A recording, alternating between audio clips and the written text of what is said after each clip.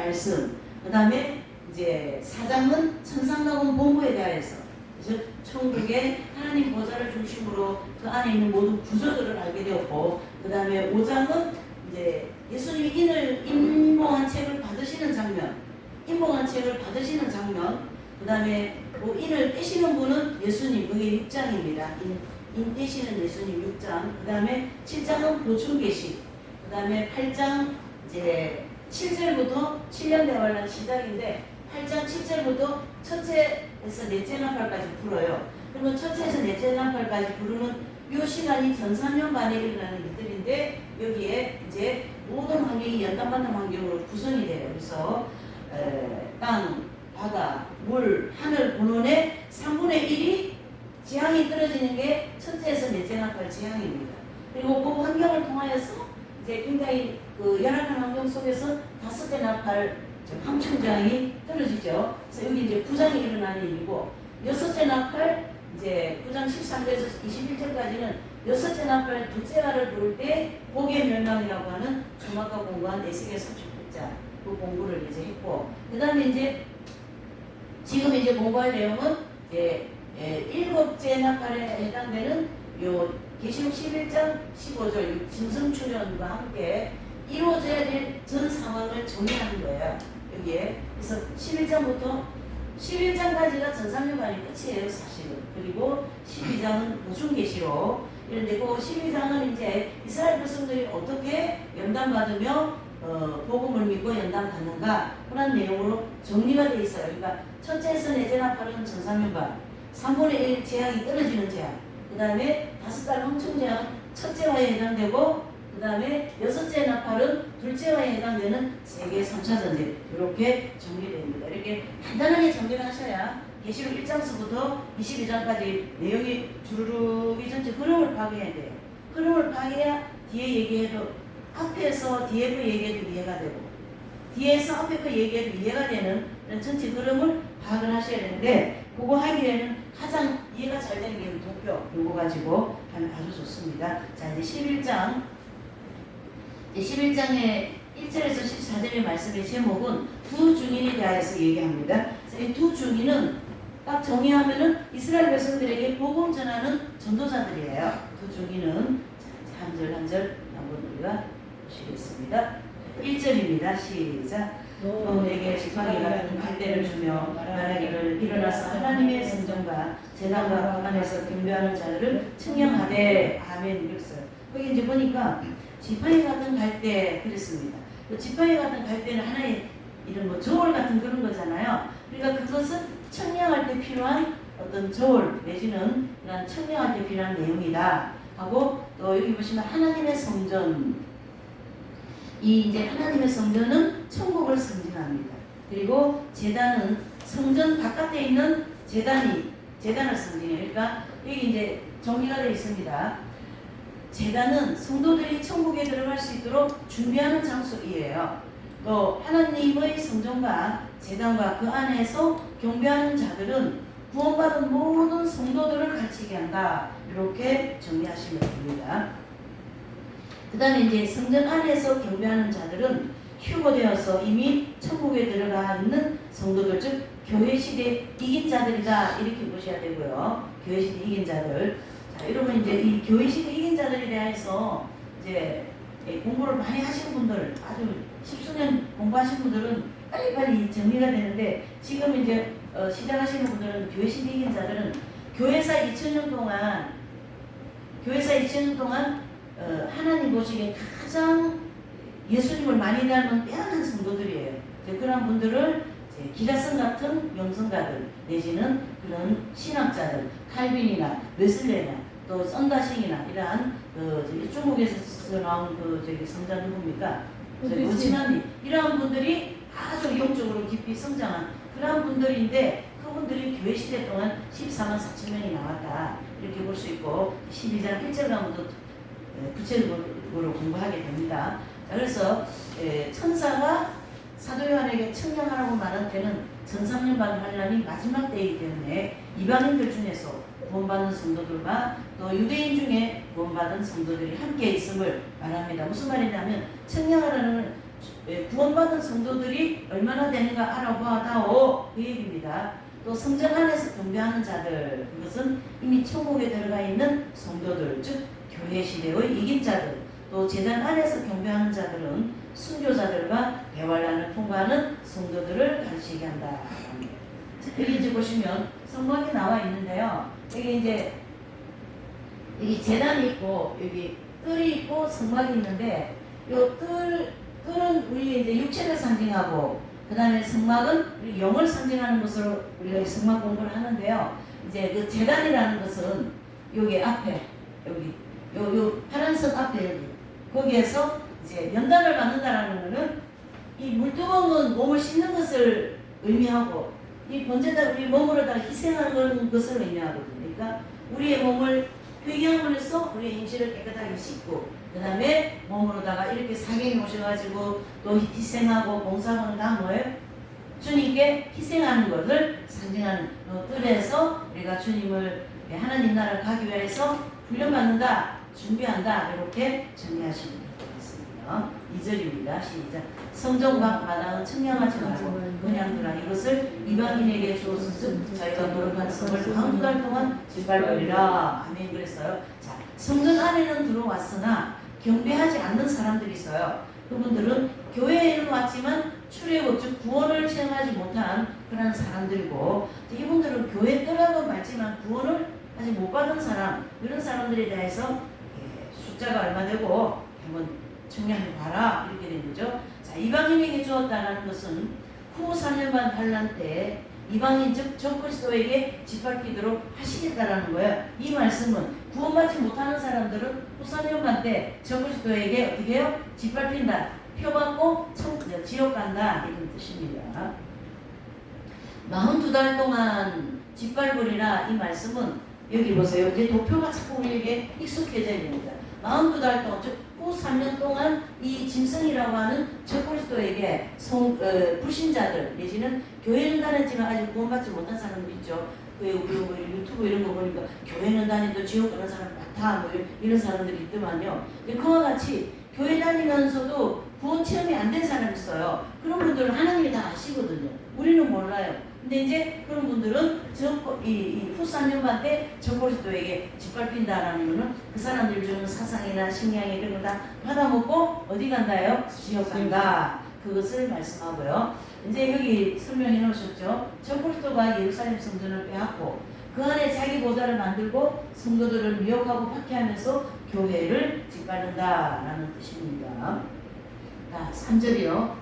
내가 나의 두 주인에게 권세를 주리니 저희가 붉은 베옷을 입고 1260일을 예언하리라. 아멘. 자, 이들은 1260일 즉 전 3년반 환란 동안 땅에서 일하는 주님의 증인들입니다. 붉은 베옷을 입고 이것은 이스라엘 백성들로 회개하게 하고 구원받도록 도와주며 성령의 기름을 공급하는 사역자들이에요. 그러니까 이제 이렇게 보시면 됩니다. 이 두 증인은 유대인들에게 복음 전하는 전도자들이에요. 그래서 이 두 증인은 반드시 유대인 중에서 나와야 됩니다.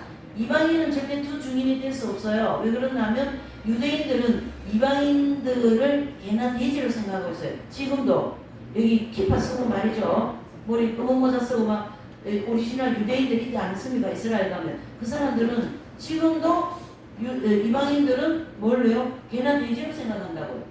율법만 믿고 하기 때문에 그래서 이제 그런 강력한 어떤 선민 사상이 강하기 때문에 이분들은 어떻게 한다고요?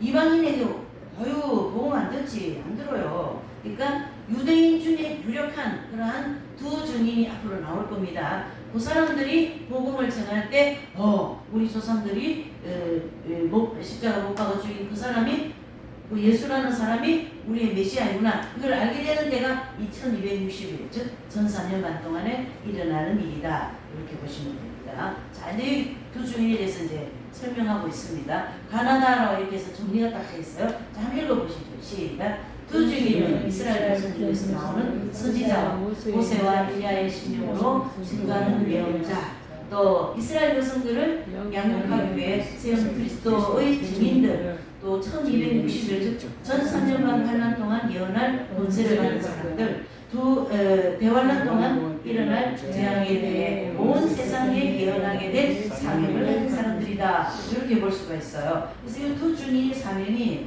얼마나 강력하냐면 모세와 엘리야 같은 신령이다 그래서 모세와 엘리야가 실제로 온 게 아니라 모세 하면은 유대인들은 꾹꾹 넘어갑니다. 그 다음에 엘리야 하면은 막 절대적으로 믿어요. 능력과. 그렇기 때문에 그 두 사람을 인용하여서 두 증인도 그런 능력을 가지고 갔다. 그것을 유대인들에게 인식시켜 주시기 위해서 이렇게 하셨다. 이거 보시면 됩니다. 자, 그 다음에 4절입니다. 시작. 주님의 땅에 주 앞에 서는 두 감람나무와 두 촛대니 그랬습니다. 자, 이 두 감람나무는요, 두 증인을 가르쳐 말합니다. 또 두 촛대는 두 증인이 복음 진리를 전가하면서 봉사하는 두 교회를 말씀하고요. 이제 1982년 완공한 대회당과 오마로 학교, 회교 그 사원에 있던 자리에 세우게 될 예루살렘 성전이 될 것으로 예상을 하고 있습니다. 이제 뭐 학자들이나 이런 분들이. 그래서 오마로 사원 여기 이스라엘 갔다 오신 분 여기 있으세요? 우리 목사님은 많이 갔다 오셨고요. 네. 이제 가면 여기 누구든지 다 가죠. 그래서 이제 여기 지금 황금돔 해가지고 있는데 실제 가서 보면 뭐 그냥 뭐 좀 그래요. 이렇게 보니까 되게 멋지게 보이죠. 네. 어쨌든 여기에요. 그래서 여기가 이제 될 수가 있다 이런 뜻인데 하여튼 참고로 하나님은 전 지구에서 어떤 나라를 중심으로 보실까요? 이스라엘을 중심으로 보고 계세요. 그래서 뭐 소련이 장이든 뭐 예수님이 십자가에 못 박혀 죽인 범죄한 나라에는 그 관계 없어요. 내가 선택한 선민 이스라엘이다. 근데 거기를 중심으로 해서 예수님도 오시고 예언자들도 오시고 또 거기를 중심으로 세계 모든 것이 돌아간다. 이렇게 보시면 됩니다. 5절입니다. 시작. 만일 누구든지 죄를 사고자 한다고 저희에서 나서 그 원수를 소멸할지니 누구든지 헤아려 하면 반드시 이와 같이 죽임을 당하리라. 아멘. 그랬어요. 자, 두 증인은 엘리야의 그 신령과 능력으로 자신들을 이치러 가는 사람들에게 불이 막 이렇게 내려와가지고 소멸시키기도 하고 그래서 엄청난 능력이 나타날 거예요. 이 두 증인을 통하여. 대화는 즉 언제예요? 이 신학교 가면 이거 다 시험 주제 내용이에요. 두 증인은 언제 나타나는가? 그러면은 전설년만 때 나타난다. 이렇게 답하면 답되는 거예요. 네, 자, 이렇게 해서 두 증인은 전설년반 때에 3년 반 동안에 그렇죠? 아주 강력한 능력을 가지고 죽은 자도 살리고 막 하늘에서 불도 떨어뜨리게 하고 하는 그런 놀라운 능력이 있는데 3일 후에 비 온다. 그러면 비가 와요. 엘리야처럼. 그렇죠? 또 저 사람은 살아날 거야. 그러면 막 살아나고 병자도 막 치유되고 막 이런 엄청난 능력이 나타난다라는 것을 말씀해주고 있어요. 왜 그렇게 할까요? 유대인들이요 그런 능력 아니면 또 믿지도 않아. 이 두 증인을 통하여 하나님께서 그렇게 하시겠다 이런 뜻입니다. 자, 6절입니다. 시작. 저희가 권세를 가지고 하늘을 나고 위에 가는 날 동안 비 오지 못하게 하고 또 권세를 가지고 물을 변하여 피되게 하고 아무 때든지 원하는 대로 여러 가지 재앙으로 땅을 치리로다. 아멘. 여러 가지 그런 어떤 재앙으로 땅을 이렇게 친다라는 것은 이 두 증인이 예언한 대로 대환란 동안 수많은 재앙들이 일어날 겁니다. 만약에 저 터키에 지진이 일어날 거다 그러면 지진이 막 일어나고 말이죠. 강도 엄청 센 거. 그 다음에 뭐 우박이 떨어질 거다 그러면 우박이 막 떨어지고 말이죠. 이런 놀라운 역사가 일어난다는 거예요. 7절이요. 시작. 저희가 그 증거를 마칠 때에 무적인으로부터 올라오는 짐승이 저희로 더불어 전쟁을 일으켜 저희를 이기고 저희를 죽일 저 그랬습니다. 이 내용을 이제 잘 보셔요. 7절은 두 증인이 뭘 받았습니까? 권세를 받아서 일하는 것은 1260을 그러면 몇 년이에요? 1400년 동안에 그렇게 능력이 나타난다라는 것이고 또 큰 권세를 가지고 복음을 전가하는 두 증인을 적그리스도가 군대를 파견해가지고 체포해서 죽이게 되는데 이는 두 증인의 사역이 끝났기 때문에 사로잡히게 된다라는 뜻인데요. 정말 여러분들도 이제 우리가 이렇게 사역을 감당하다가 뭐 아프고 뭐 슬프고 이래가지고 이제 돌아가시잖아요. 그러면 사명이 끝났기 때문에 갔다 이러면 하나도 답답할 것도 없어. 내가 주님 앞에 할 일 다 했으니까 이제 주님이 나를 데리고 간다. 라는 것처럼 이 두 증인도 3년 반 동안 자기들이 할 일을 다 했기 때문에 하나님께서 적그리스도라는 그 악한 성질을 통하여 죽임을 당하게 만들어 주셔요. 그래서 이 두 증인은 그 사람들을 통하여서 죽어서 길에 널브러져 있는 것을 하나님께서 또 살려가고 천국으로 데려갔어요. 근데 천국으로 올라가는 그 장면을 또 목사님들은 지금 퓨 사건을 자꾸 얘기하는 분도 계시거든요. 아니고 두 증인만 데리고 가신다 이런 뜻입니다. 자, 그래서 이 두 증인이 사역이 끝나기 때문에 이제 그 적그리스도 군대에게 체포되게 하셔요. 하나님께서. 마침 지금 우리 나라도 지금 제가요 요번에 이거 강의 준비하면서 지금 우리나라 돌아가는 게 무슨 사진 보는 것 같더라고. 대화를 막 거짓으로 막 그 죄에 대한 프레임을 막 그 사람한테 세워가지고 막 감옥에 넣고 막 그렇게 하잖아요. 지금 거짓으로 막 투표도 이게 그냥 대화란 그림이 보이는 것 같더라고. 어머 보인다 그런 거예요. 그런 것처럼 이 적그리스도를 하나님이 허락하셔가지고 두 증인을 잡아오게끔 그렇게 기회를 주신다 이런 뜻입니다. 자, 이 여기서 우리가 꿀팁이 뭐냐면 하나님은 그 나쁜 짓 하는 사람에게도 권세를 주셔요. 그래서 그 권세를 가지고 나쁜 짓 해서 사람들을 괴롭히도록 허락한다고요. 그걸 지금 전문적으로 하는 사람들이 누굽니까? 적그리스도다 이렇게 보셔야 돼요. 지금 이제 막 여기 보시면 많이 보이잖아요. 예? 예. 그렇게. 자, 8절입니다. 시작. 저희 시체가 큰 성 길에서 있으리니 그 성은 영적으로 하면 소돔이라고 하고 애굽이라고 하니 곧 저희 주께서 십자가에 못 박히신 곳이라. 아멘. 두 증인의 시체가 있는 곳은 어디예요? 바로 예루살렘 거리에 실제 예루살렘.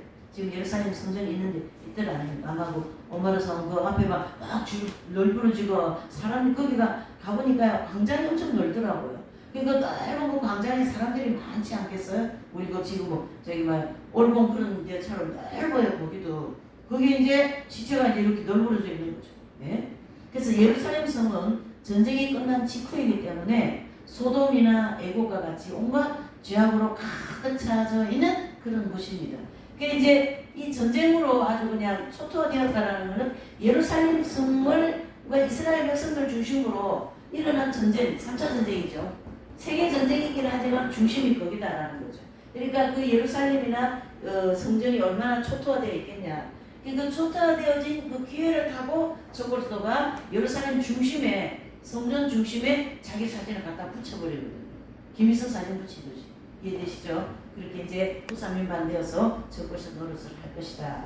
그런 뜻이 되겠죠. 자, 9절입니다. 시작. 백성들과 조상과 방과 나라 중에서 사람들이 그 시체를 사흘 반 동안 묵도하며 무덤에 장사하지 못하게 하리로다. 아멘. 그렇습니다. 자, 이 두 증인이 이제 시체를 온 세상 사람들 앞에 텔레비전이나 내지는 인터넷 이런 방송망을 통하여서 보여줍니다. 누가요? 적그리스도가.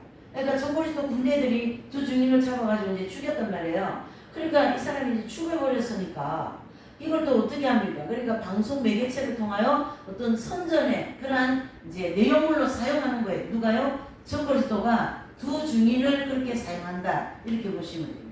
그래서 인터넷 같은 방송망을 통하여서 사람들이 볼 수 있게 예루살렘 성에 그 전쟁하러 왔던 각 나라의 군대들도 다 볼 수 있게 천하만 그 사람들에게 다 이 두 증인이 죽었다. 자, 어떻게 선전하냐면요.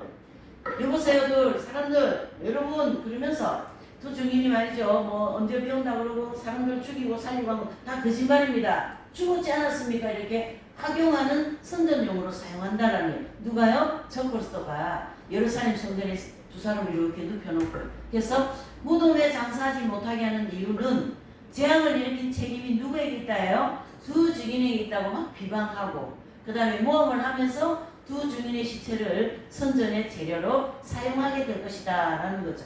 그래서 이 장면을 보면 지금의 모습이 보인다는 거예요. 지금도 그렇게 하고 있지 않습니까? 너무 마음이 아프더라고요. 그때 제가 윤석열 대통령하고 그 김건희 여사 부인하고 같이 재판장에 재판을 받았다고 그러대. 그래서 사람이 하기사 예수님을 십자가에 못 박는 걸 보면 얼마나 악한 걸 우리가 알 수가 있잖아요. 근데 이 시대도 그걸 보면서 사람이 얼마나 악하고 얼마나 거짓되고 그러면 저런 일을 다 할까 그런 생각이 들면서 정말 그 예수님을 더 많이 생각하게 하는 그런 일들이 우리에게 많이 지나가지 않았습니까? 그래서 이때도 똑같이 이 두 주민을 가지고 그 악한 선전 재료로 쓴다 이렇게 봅니다. 그래서 세상에 있는 사람들은 그걸 또 거짓된 그런 걸 믿고 그래 저 주민이 아주 나쁜 사람들이야 이렇게 된 거예요. 이해가 안 가십니까? 그렇게 되는 거예요. 야, 저 아무개 대통령이 나쁜 사람이야 이렇게 되는 거예요. 예? 그러니까 분별을 하자라는 뜻이죠. 분별. 10절입니다. 이 두 선지자가 땅에 가는 자들을 기롭게 한 거로 땅에 가는 자들이 저희의 죽음을 즐거워하고 기뻐하여 서로 예물을 보내리라 하더라. 아멘.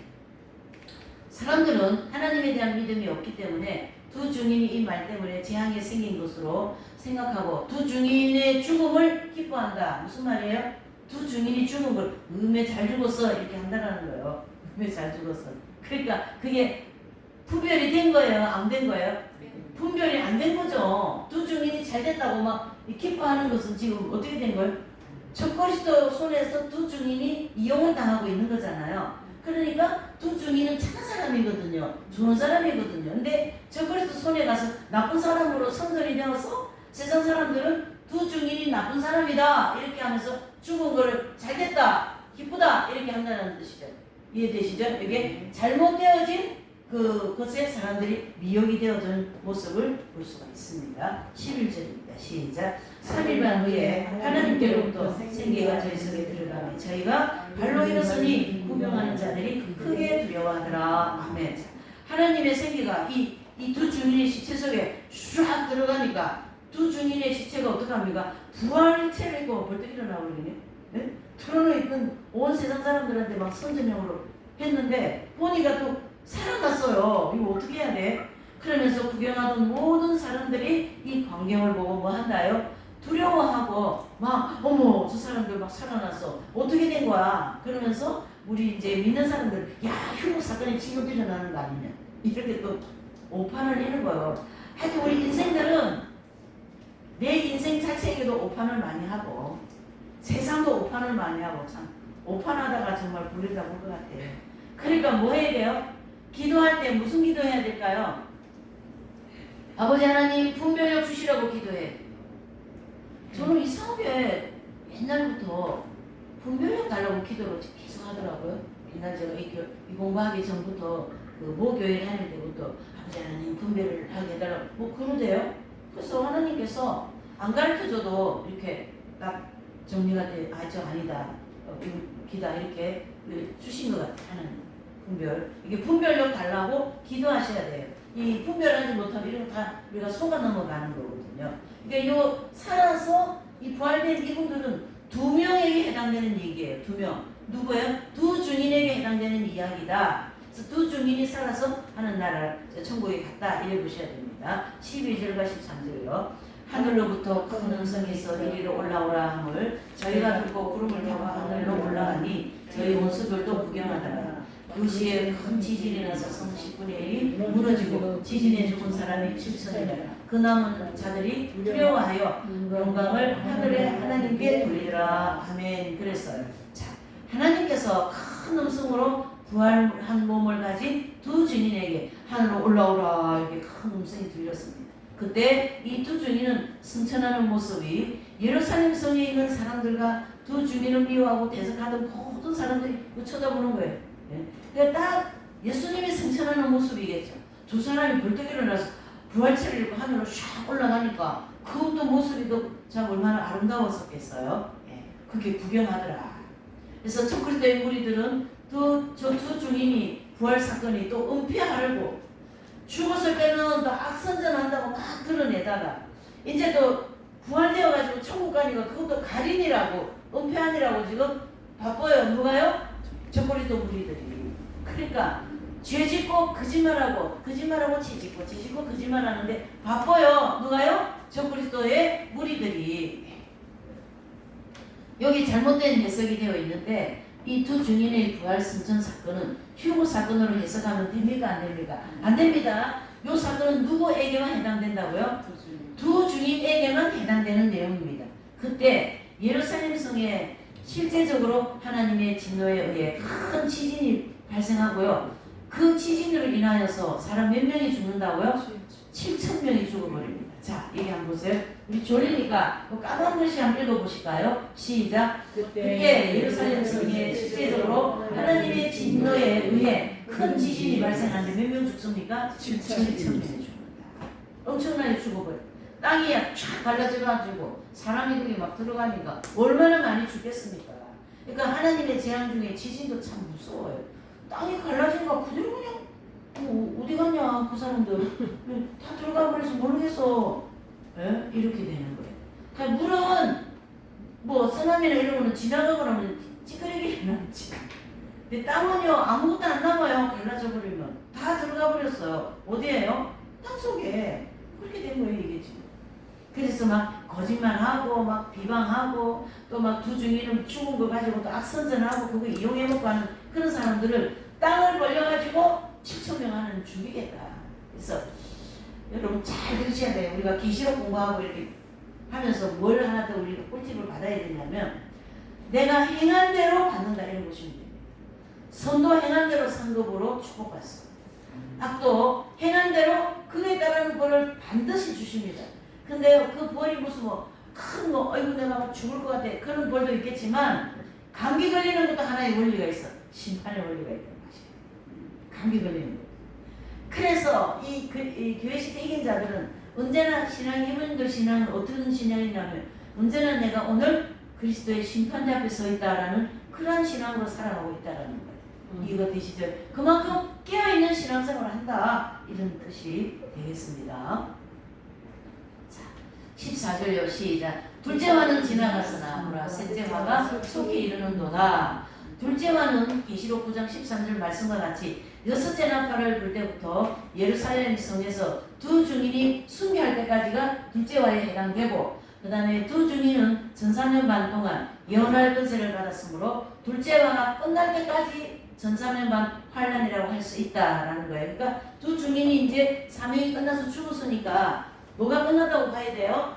1300년 반이 끝났다. 그러면서 아까 9장에도 이 3차 전쟁 지나갔잖아요. 그러니까 1300년 반 때 일어날 일은 다 일어났고 이제 어떻게 해요? 12장은 이 유대인들이 어떻게 구원받고 연단받는 거에 대해서 실질적인 설명을 해주고 그리고 난 다음에 13장 저녁에 할 것은 이제 후 3년 반에 대해서 차근차근 설명해주는 내용이 나올 겁니다. 자, 그래서 이제 11장은 이렇게 해서 두 증인에 대한 내용을 설명을 해줬다면 이제 그래서 계시록 11장 그렇죠. 15절에서 19절까지 내용 여기 이제 두 번째 제목입니다. 11장 안에 두 개의 제목이 있어요. 그래서 15절에서 19절까지의 내용은 일곱 나팔과 그 다음에 24장로와 요 장막 성전에 대해서 설명해주고 있어요. 자, 그거 한번 잠깐만요. 15절에서 19절 그 다음에 이제 이 땅에서 우사면반 환란이 시작되는 장면은 보여지지 않습니다. 그러니까 지금 이 내용들이 다 어디서 일어나는 일이에요? 영계에서 일어나는 일이다라는 걸 보여주고 또 후 3년만 환란 전에 은혜와 소망을 주시는 예언하는 내용인데요. 근데 참 하나님 엄청 우리에게 친절하세요. 그래서 너무너무 힘들게 지금 이제 가고 있는데 또 이 본문을 통해서 우리에게 위로해 주시고 소망 주시고 사실 좀 저한테도 그런 게 많이 있어요. 그래서 저를 달래고 계세요. 그래 사경이 하는 게 기뻐. 나 되게 기쁘거든. 그래 잘했어. 그러면 저는 아니 아버지 하나님 이게 뭐야 하면서 막 속에서 우퉁불퉁 되는 마음이 생길라 해요. 뭐 잘 몰라요 여러분들은. 이제 이 속에 그런 게 있어요. 그러면 이제 주님이 그래 잘했어 막 이분들 통해서 또 잘했어 하고 이게 달래신다니까. 달래신다고요. 그거는 뭐 있어요. 여러분들도 막 힘들고 막 어렵고 괴롭고 막 아프고 슬프고 그럴 때 주님이 그래 힘들지 조금만 더 와라. 내가 너를 도와줄게. 내가 너의 병도 고쳐줄게. 너의 모든 재정도 채워줄게. 달래신다니까요. 할렐루야. 그게 은혜라 이런 뜻이요. 그러니까 15절에서 19절은 우리를 달래신다 이렇게 보시면 15절 시작. 일곱 천사가 나팔을 불며 하늘에 큰 음성이 나서 가로되 세상 나라가 우리 주와 그 그리스도가 되어 나라가 되어 그가 세세토록 왕노를 하시리로다 하니. 자, 일곱째 천사가 나팔을 불 때 셋째와 즉 후 3년 환란이 시작되는 순간입니다. 또 세상 나라는 예수 그리스도께서 통치하시는 나라, 즉 천년왕국 시대가 될 것이다 라는 거예요. 그러니까 세상 나라는 뭐예요? 세상 나라는, 지금의 세상 나라는 어떻게 봐야 돼요? 공중곳에 잡고 있는 악한 영들이 역사하는 나라이고, 세상의 나라, 그거는 천년왕국을 가르치게 하나님이 통치하는 나라, 즉 메시아가 통치하는 천년 그리스도 나라다. 이렇게 물질계에서 가장 아름다운 하나님 나라의 모형으로 보여주는 게 천년왕국입니다. 아멘이시죠? 그러니까 천년왕국 여러분 믿음 잘 지켜갖고 이 7년 나활란 잘 통과하셔서 천년왕국 가셔가지고 또 너무 정말 그 창세기 1, 2장 에덴 나무 같은 데 좀 살아보는 것도 아주 좋을 것 같습니다. 아멘. 믿음 지키시면 16절에서 18절까지 시작. 하나님 앞에 자기 보좌에 앉은 24장로들이 그들의 얼굴을 대고 하나님께 경배하여 가로되 감사하오나니 옛적에도 계셨고 시방도 계신 주 하나님 곧 전능하신 이여 친히 큰 권능을 잡으시고 왕노를 하시도다. 이방인들의 분노하에 주의 진노가 임하여 죽은 자들을 심판하시며 종 선지자들과 성도들과 동물을 대소하고 주의 이름을 경외하는 자들에게 상 주시며 또 땅을 망하게 하는 자들을 멸망시킬 때로소이다 하더라. 아멘. 요 18절까지는 천상나군 본부 즉 24장로들이 하나님께 이렇게 경배하면서 감사를 드리는 그러한 장면입니다. 이 장로들이 감사드리는 이유는 여기 세 단락으로 나눠져 있어요. 네 단락. 자, 읽어보세요. 시작. 졸리니까 자꾸 오늘 같이 하자는 공부를 시작. 전능하신 하나님께서 천상천상과 영원한 천지를 다스리게 될 것이며 이방인들 중 불신자들이 하나님을 대적하여 분노할 때 주님의 공의로우신 진노가 죽은 사람들의 영혼을 심판하게 될 것이고 주님의 이름을 경외하는 성도들에게 상급을 줍니다. 성그리스도와 생성표를 받는 자들을 멸망시킬 것이다 라는 것으로 설명을 해주는 거예요. 지금 이해되시죠? 이렇게 해서 어떡합니까? 천년왕국에 대한 소망을 주시고 나쁜 사람들을 뭡니까? 심판해 주겠다. 걱정하지 마. 그러니까 원수가 없는 것이 누구에게 있어요? 그렇죠. 그러니까 뭐 원수같이 생긴 사람 걱정하지 마세요. 하나님이 갚아 주실 겁니다. 요 부분요 체험시켜 주셨어요. 주님이 좀 많이 그런 거 체험. 저는 많이 아파보지 않아가지고 그런 치유 그런 건 안 해봤어요. 그런 경험은. 근데 그 부분에 대해서 아주 정확하게 주님이 깜짝 놀랐다니.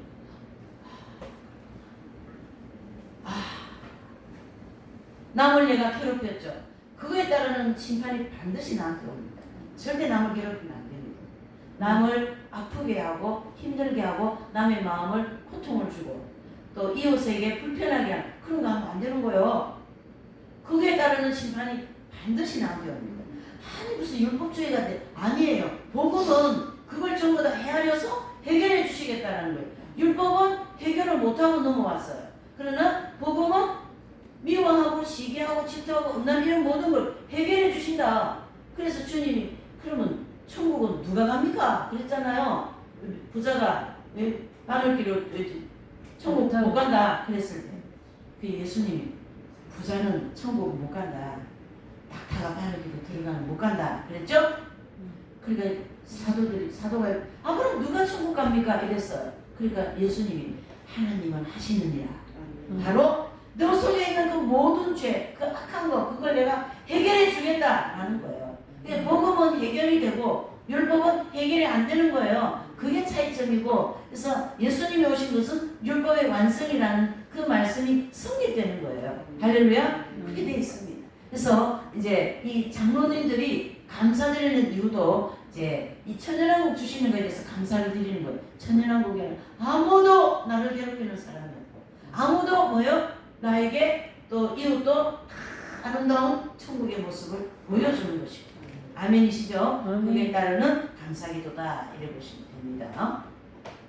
19절요. 시작. 이에 하늘에 있는 하나님의 성령이 너희니 성전 안에 하나님의 언약궤가 보이며 또 번제와 음성과 내성과 지진과 큰 누박이 있더라. 아멘. 자, 하나님의 성전은 장막 성전, 즉 계시록 15장 5절에 보면요, 장막 성전을 말하는데 이 장막 성전은 언약궤는 지성소에 있고 그 속에 십계명이 있거든요. 그러니까 바로 천국을 상징합니다. 그리고 하나님께서 계명을 기준으로 이 죄인들을 심판하고 또 우리 성도들은 적그리스도와 거짓 선지자들을 통해서 계명 지키는 훈련을 합니다. 참고 말씀으로 신명기 8장 1절에서 5절 말씀 기록하실 분 하세요.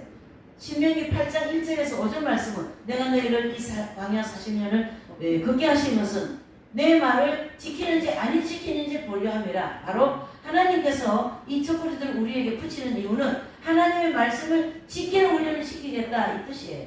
원수 사랑하는 훈련을 훈련시켜 주시겠다 그 얘기를 해 주신다라는 것이죠. 그래서 계명 지키는 훈련을 하게 하시고 계명을 거역한 사람들에게 심판을 내리시겠다 그런 뜻으로 음성, 내성, 지진, 큰 우박, 번개 또 이 모든 것은 계명을 어긴 사람들에게 내려지는 뭐예요? 심판의 재료다. 그래서 아까 막 두 증인에서 나쁜 선전하고 악한 마음 먹고 악한 선전은 그 사람들은 하나님의 계명을 어겼잖아요. 근데 땅이 갈라져가지고 7,000명이 죽어버렸어요. 그렇게 하나님께서 하신다라는 뜻을 말씀하고 있습니다. 자, 그래서 이렇게 해서 이제 전상년간 일어날 모든 사건들이 다 끝났습니다. 11장으로 인해서. 자, 그러면 이제 12장을 통하여서 이제 해를 입은 여자와 붉은 용 계시록에서 자 해석이 안 되고 오리무중에 빠져 있는 장이 12장이에요. 다른 것도 다 빠져 있지. 12장은 절대 해석 안 되게 되어 있어요. 무엇이 안 나오면요, 교회 시대 이긴 자들이라는 이 성도들이 나오지 않으면 해석이 안 되게 되어 있어요. 1절부터. 할렐루야. 자, 그래서 이 12장은 전상년간 환란 내용을 보충으로 설명하는 장으로서 대환란이 시작되면서 이스라엘의 구원 문제와 마귀를 통해 연단받는 모습과 또 후 3년 반에 적그리스도가 출현하여서 어떻게 해요? 적그리스도가 출현해서 잘 보세요. 요 적그리스도 짐승 계시록에는 요 적그리스도를 적이라는 말을 써갖고 적그리스도 이런 말을 하지 않고 짐승이라는 말을 하고 있어요. 짐승이 출현한다. 바다에 산 짐승이라는 이런 거죠. 계시록 10장 1절. 그래서 이 짐승은 바로 적그리스도를 가르치게 하는데 이 적그리스도들이 유대인들, 이스라엘 백성들, 복음을 믿고 구원받은 이스라엘 백성들 또 그 외 모든 이방인들 구원받은 사람들을 어떻게 괴롭히고 연단을 시키는가 그걸 보여주는 게 계시록 12장에 나오는데 아주 난해하고 상징적으로 많이 나와 있기 때문에 굉장히 그 해석이 까다롭습니다. 하나하나 이제 한번 살펴보시겠습니다. 첫 번째로 보면 여자와 붉은 용은 무엇을 상징하는가 또한 어떤 관계인가라는 것을 1절에서 6절까지 말씀하고 있습니다. 자, 1절을 읽어보실게요. 시작. 하늘에 큰 이적이 보이니 해를 입은 한 여자가 있는데 그 발 아래 달이 있고 그 머리에는 12별의 멸관을 썼더라 그랬습니다. 자, 여기 빨간 글씨 보세요.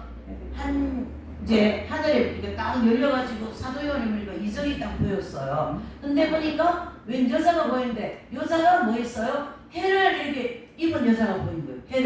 해를 입은 여자.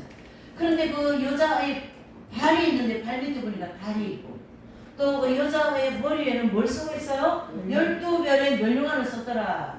자, 이걸 하나하나 파란 글씨, 빨간 글씨 하나하나 이제 단어를 해석해 보겠습니다.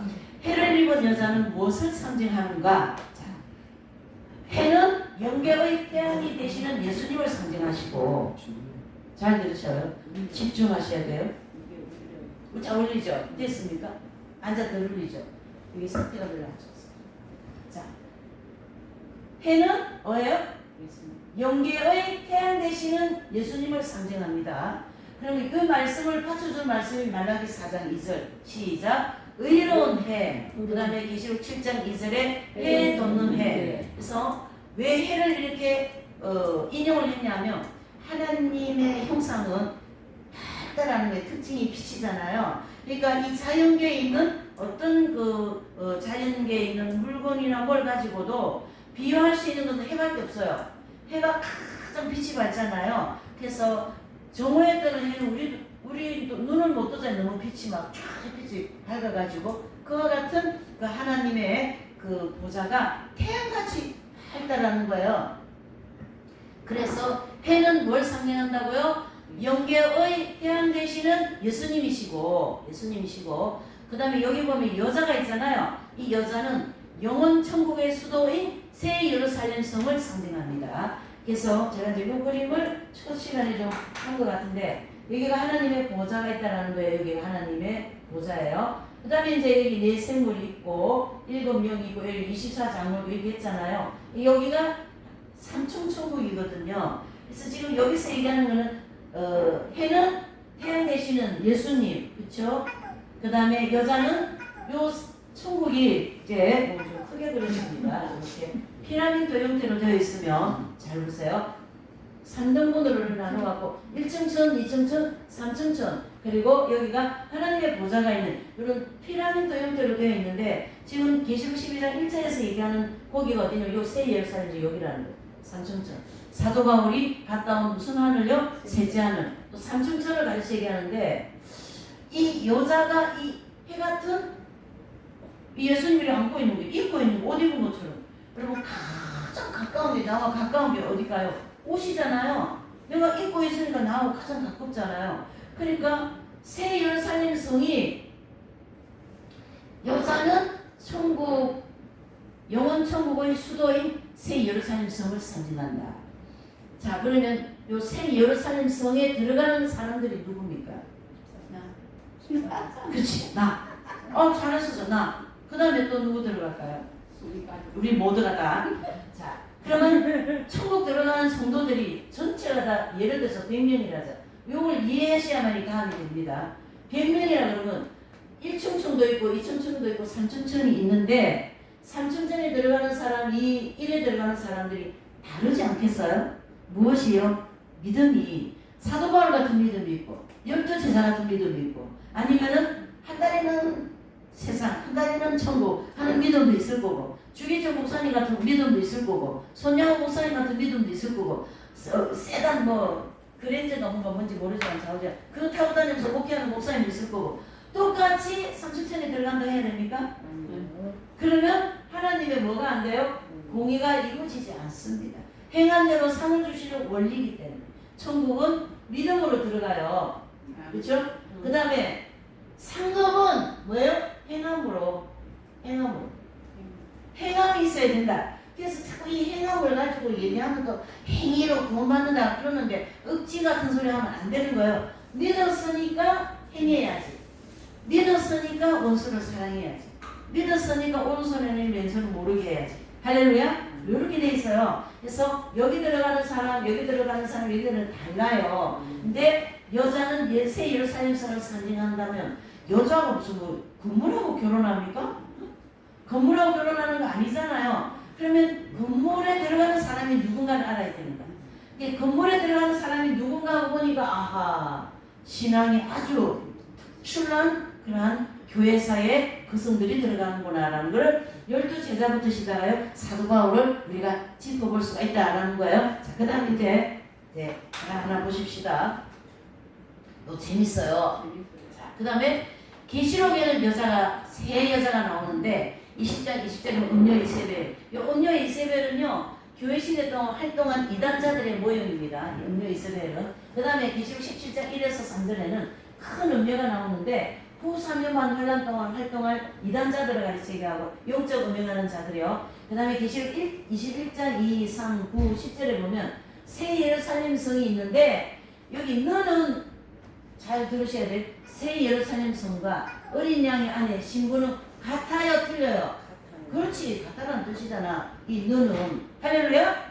그러니까 이 새 여자 중에서 본문에서 얘기하는 여자는 계시록 21장 3, 2, 3, 9, 10절에 나오는 어린 양이 안에 신부를 걸치게 한다라는 거예요. 할렐루야. 예. 그러면 새 예루살렘 성 안에 누가 들어간다요? 예수님의 신부가 들어간다. 자, 건물과 어떻게 결혼합니까? 계시록 3장 12절에 보면 새 예루살렘 성에 들어가는 성도 몇 명? 14만 4천 명이다. 할렐루야? 정리되시죠? 새 예루살렘 성에 누가 들어가면 정리되시죠? 신부가 간다는 건데 또 너도나도 다 신부야. 그래도 하얀 옷만 입으면 신부라고 그러는데 예수님의 인격으로 100% 닮은 사람이 신부입니다. 그래서 예수 그리스도의 생명이 합일되어진 성도를 예수님의 진정한 신부라는 것을 이 계시록 21장 쭉 기록해 주는데 어린 양 아내가 준비되었다 이렇게 얘기했죠. 지난번에 설명한 거. 그 얘기잖아요 지금. 그래서 어린 양의 아내가 준비되었다라는 것은 새 예루살렘 성에 들어갈 성도들이 다 준비되었다. 몇 명? 14만 4천 명. 그러므로 14만 4천 명은 예수님의 신부이다 해서 새 예루살렘 성에 들어가는 이 장소에 들어가는 분들은 예수 그리스도의 오리지널 신부다. 할렐루야. 그분들은 이 땅에서 누구예요? 주기철 목사님이나 손영원 목사님이나 또 칼빈이나 또 루터나 열두제자 사도 바울 디모데 이런 교회사에서 가장 빛을 밝게 드러낸 누구예요? 믿음의 거성들을 가르치게 한다. 이렇게 정리를 하셔야 돼요. 그건 주로 아니잖아. 아니에요. 성경은 분명히 나와 있어요. 저한테 다 오세요. 제가 확실하게 또 답해드릴게요. 할렐루야. 아멘. 여자가 해를 입었다는 것은 무엇인가 여기서 설명을 정리해주고 있어요. 어린 양과 새 예루살렘 성에 결혼하여 하나가 되었다. 이거는 이것은 성막을 좀 그려야만이 됩니다. 자, 성막을 그리면 시간이 많이 가니까 이걸로 좀 해보죠. 이 성막이 있는데요. 잘 보세요. 자, 이 뜰은 아까 제가 이제 육체, 우리의 육체입니다. 육체. 예. 그 다음에 성막은 우리의 영을 상징하는데요. 성막의 성소와 영의 성소와 영의 지성소가 있어요. 그러면 저 새 예루살렘 성에 들어가는 성도들은 그 영혼 안에 영의 지성소에 예수님의 생명이 들어와 합일이 되었다고요. 그래서 하나 되었다. 그런 뜻이에요. 하나 되었다. 그냥 나는 여기만 집중하세요. 하나 되었다. 뭐예요?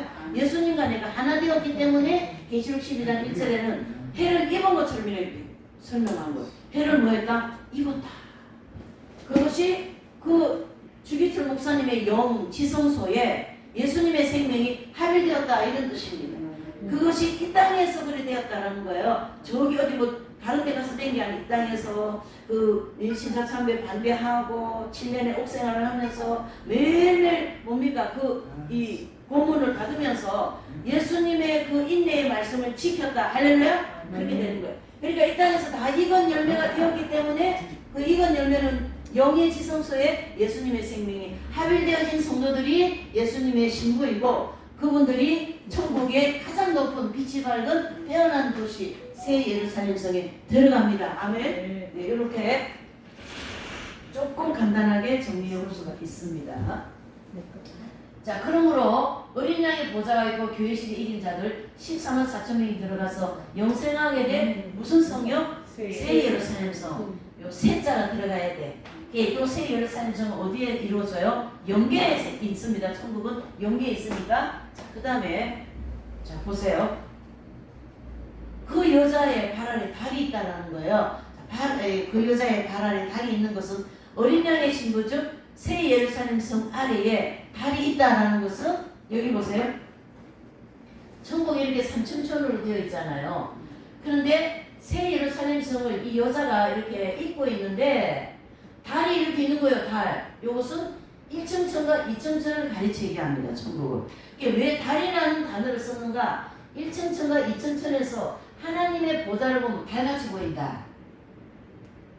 무슨 말이냐면 이 땅에서 제가 하나님께서 이제 저보고 야 너 저기 불구덩이 가서 전도해 그래요. 저보고 그러면 아유 아버지 뜨겁습니다. 불이 잤냐고 온갖 이유를 다 달아내요. 근데 이 새 예루살렘 성에 들어가는 이긴 자들은 불구덩이 들어가서 전도하라. 그럼 아이 아버지 감사합니다. 그러고 불구덩이 진짜 들어갔다니까요. 11세기 나온 성 프란치스코 성자는 불구덩이 들어가고 기적이 일어났어요. 안 탔어요. 그런 기적들이 엄청 일어나는데 그렇게 100% 순종을 하는 그러한 분들이기 때문에 하나님이 뭐같이 보여요? 해같이 보이고 또 1층천과 2층천에 있는 성도들은 달같이 보이는 하나님의 뜻이 희미하게 보입니다. 그래서 잘 보세요. 이거는 영적 성장에서 이루어지는 일인데 1층천에 들어가는 성도들의 영적 상황은 하나님께서 저기 가서 전도하라는데 야, 하나님 우리에게 가서 고수도 치래 이렇게 알아들어요. 하나님 말씀을. 자, 2층천에 들어가는 성도들은 청년의 단계에 들어온 성도들인데 여러분들은 하나님이 가서 전도하라고 야, 하나님이 가서 전도하라고 하기는 하는데 알아들었어요 말귀를. 근데 가기 싫어. 자아가 있어. 자아가 아직 안 깨져가지고 아이 거기는 춥고 거기는 덥고 거기는 뜨겁고 막 이렇게 자아가 안에서 막 나와가지고 싫은 거는 하기 싫고 하고 싶은 거는 하고 싶고 막 이렇게 그런 거예요. 그러니까 하나님의 말씀의 뜻을 잘 못 알아듣는다. 그래서 하나님이 달같이 보인다. 영적 성장이 그만큼밖에 안 된다는 거예요. 그래서 사도 요한도 뭐예요? 아이들과 청년들과 아비들이 있다. 이게 아브라함을 보세요. 75세 구원받았어요. 75세 구원받았어요. 그 다음에 85세 뭐예요? 칭의 경험 받습니다. 99세 덕이라고 하는 이제 내가 너를 완전한 자로 인정해 주겠다. 몇 살이에요? 99살에. 요 99세 단계에 3층천, 85세 단계는 2층천, 75세 단계는 1층천 이렇게 정리하시면 됩니다. 그래서 1층천과 2층천은 하나님이 달같이 보여 희미한 거예요. 내 눈에 지금 하나님이. 예? 근데 3층천에 있는 성도들 영적으로 밝아가지고 하나님이 뭐 전도하면 전자가 나와야 되잖아요. 전할 때 다 알아들어버려요. 하나님의 말씀을. 그만큼 하나님이 태양같이 느껴진다. 그래서 여자의 발 아래 달이 있다라는 것은 1층천과 2층천을 상징하는 하나님의 그 달같이 보이는 영적 성장 단계를 보시게요. 아멘. 아멘. 사도 요한은요 그걸 계시록의 물소리, 천둥번개 소리, 그 다음에 검은고 소리를 구분해놨는데요. 이 물소리는 하나님 말씀을 잘 못 알아듣는다. 1층천. 너무 좀 서원히 하지 마세요. 그냥 사실이니까 인정합시다. 2층천은 뭐예요? 천둥번개같이 하나님 말씀 안 지키면 하나님이 나한테 혼낸다는 걸 알아요. 아는데 하기 싫은 마음이 더 많아. 그게 천둥번개같이 가기는 가야지 그러고 막 한 민족하다가 며칠 있다가 가고 막 그런다니까. 3층천은 어때요? 막 하나님의 소리가 막 검은 것 같이 너무너무 달달해. 아버지 불속이라도 가니까 좋다. 그래서 썬다싱은 잘 들으셔야 돼요. 썬다싱은 뭐냐면 썬다싱은요 티베트 그 얼음 그 산 있잖아요. 거기를 맨발로다가 수십 바퀴 돌면서 전도했어요. 그래서 거기서 이분은 시체도 못 찾았어요. 지금 살아계신다. 썬다싱이 아니고 말리시, 살아계심을 말리시고 썬다싱은 우리가 살아있는지 아닌지 잘 모르지만 어쨌든 소문에는 뭐 그런 말도 있고 그래요. 네, 그래서 어쨌든 그렇게 믿음이 이 차이가 난다 이 얘기를 하는 거예요. 그러니까 여기 지금 3층천에 있는 성도들과 그 다음에 1층천과 2층천에 있는 성도들을 이 계시록에는 구분을 해주고 있다 이런 뜻입니다. 이해되시죠? 우리가 들어가는 장소가 다릅니다. 믿음의 성장이 다르기 때문에. 자, 그 다음에 하나님의 보좌를 볼 때 3층천의 성도들은 뭐예요? 해와 같이 보이고 또 1층천과 2층천의 성도들은 달과 같이 보인다. 그래서 백보자 심판대 이렇게 보입니다. 백보자 여기 보이죠? 백보자. 그 다음에 왜 이렇게 차이가 나는가? 여기 지금 요거 설명한 거 여기 정리해 놓은 거예요. 그럼 더 정리가 잘 됩니다. 자, 읽어보세요. 시작. 3층천 성도들은 하나님 사랑과 이웃 사랑이 충만하고 2층천과 1층천 성도들은 하나님 사랑보다 이웃 사랑이 더 커요.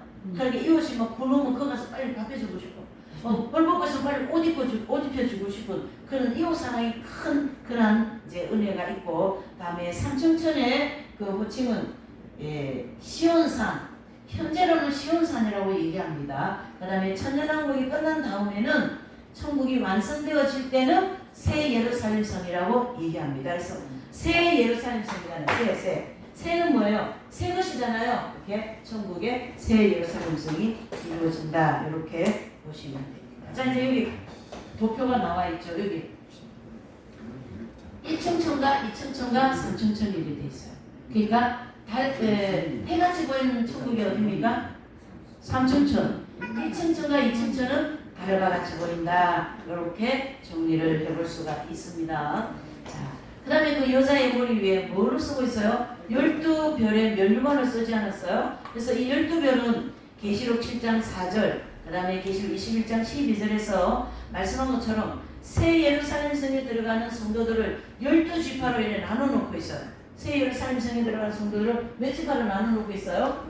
12지파로 나눠놓고 있다. 자, 이 12지파로 나눠놓고 있는 것을 우리가 좀 그림을 좀 그려서 보시면 좋을 것 같아요. 여기 보세요. 천국이 이제 이렇게 되어 있잖아요. 보이셔요? 잘 안 보이시죠? 까만색, 진한색.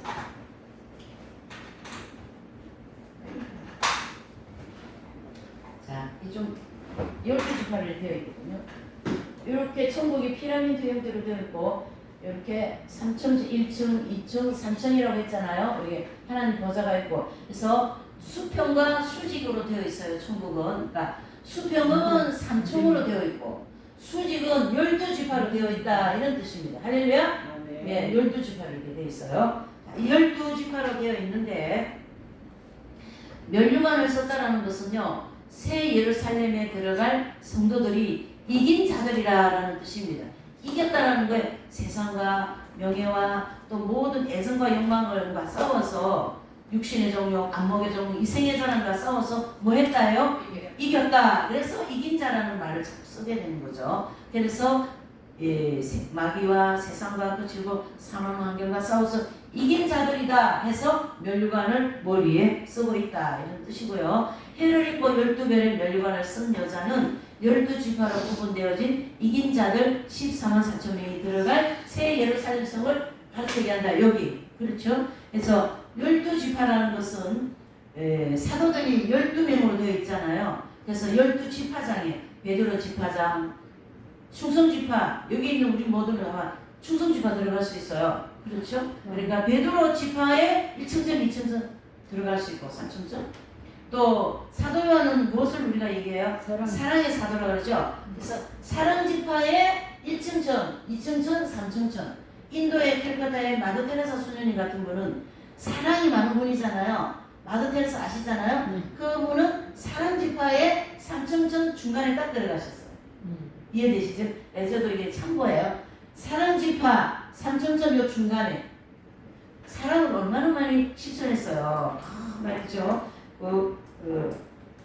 남의 환자들 다 돌보면서 복음 전한 분이죠. 이렇게 해서 그 여자의 면류관은 12지파로 상징하는 그런 내용을 볼 수가 있다. 이렇게 이제 볼 수 있습니다. 그러니까 면류관이 12지파로 구분되는 이 면류관은 무슨 뜻인지 얘기하셨죠. 그 다음에 다른 또 뭐예요? 천국의 1층천과 2층천. 해는 3층 천국을 가르치게 하고 그 해를 입었다라는 것은 예수님과 그 신부들이 하나로 결혼을 했다. 영의 지성소에 예수님의 생명이 합일되어 있다. 이거 굉장히 기독교에서 가장 깊은 진리예요. 이게 그리스도의 생명이 합일. 그리고 성결교단, 즉 웨슬레 신학에서는 이 단어를 성결원총이다 이런 단어를 쓰고 있고요. 그 다음에 장로교회는 중생이라는 단어를 쓰고 있고 중생. 그 다음에 이 로마서 8장 1절에서는 죄와 사망에 걸려서 해방되었다 이런 얘기를 하고 있습니다. 그러니까 그런 단어들이 전부 다 같은 뜻을 가지고 있어요. 생명이 합일되었는데 삼층천에 들어가는 해를 입은 여자와 같은 성도들에게 해당되는 말씀이다. 아멘. 이게 진리 정돈하는 데 되게 중요합니다. 그 여자의 바람이 달리다라는 새 예루살렘 성 안에 있는 새로운 나라, 즉 신천신제의 만국에 들어가는 성도들이 백보자를 바라보면서 영생을 하게 된다라는 뜻이고요. 해를 입은 여자의 발 아래 달이 있다라는 것은 새 예루살렘 성을 중심으로 이루어진 천국 전체를 가르치게 합니다. 여기 있잖아요. 천국 전체를 가르치게. 그러니까 이 여자가 이제 이렇게 있으면 이렇게 발이 이제 목이 너무 길어버렸어. 이렇게 해서 이게 이 목 부분은 3층천, 몸 부분은 2층천, 다리 부분은 2층천 이렇게 볼 수가 있는. 그러니까 천국 전체를 가르치게 한다. 이렇게 볼 수가 있습니다. 자, 그러면 1절은 이렇게 우리가 정리를 했는데 계시록 12장 2절을 보면 이 1절과의 전혀 다른 내용이 나옵니다.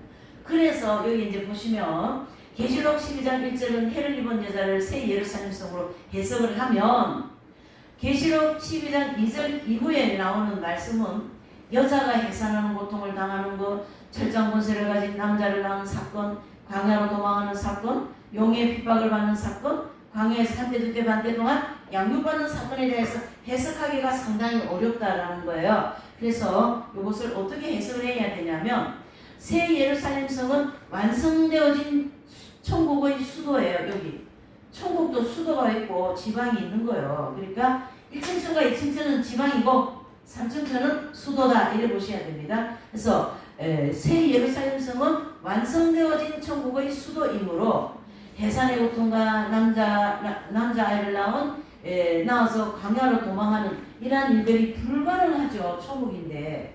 그래서 이 2절에 보면 이 남자아이는 예수님을 가르치게 합니다. 자, 여기서 아주 신비한 게 풀어지게 돼 있어요.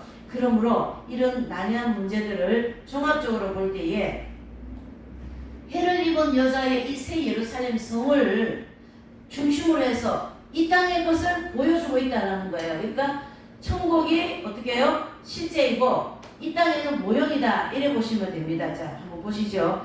그래서 계시록 12장 1절 해를 입은 여자는 새 예루살렘 성의 모형인 지상의 예루살렘 성이다. 할렐루야. 자, 보세요. 12장 1절에서 해를 입은 여자는 새 예루살렘, 새자가 앞에 들어와 있죠.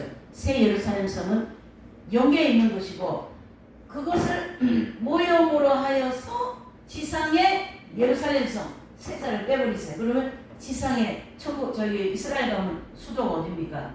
그렇죠. 그게 뭐예요. 이해되시죠?